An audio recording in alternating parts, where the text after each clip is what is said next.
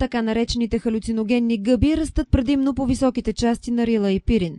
Въздействието им е свързано с съдържащия се в тях псилобицин. Предизвиква няколко часови халюцинации, изключване на действителността и последствията са в действителност отключване на тежки психически заболявания. Александър и неговата компания всяка година по това време прекарват по няколко дни в търсене на такива гъби. Не иска да бъде сниман, но признава, че ги употребява под различни форми.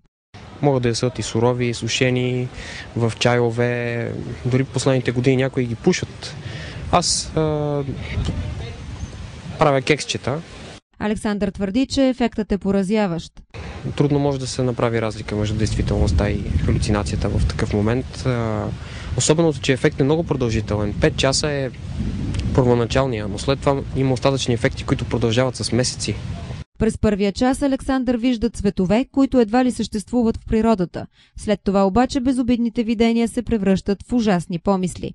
Страхувам се от себе си, затова и взимам гъбите в компанията на хора, които не взимат. Това са ни такива предохранителни мерки. В Холандия, където доскоро употребата на такива гъби не бе наказуема, се обмисля закон за тяхната забрана.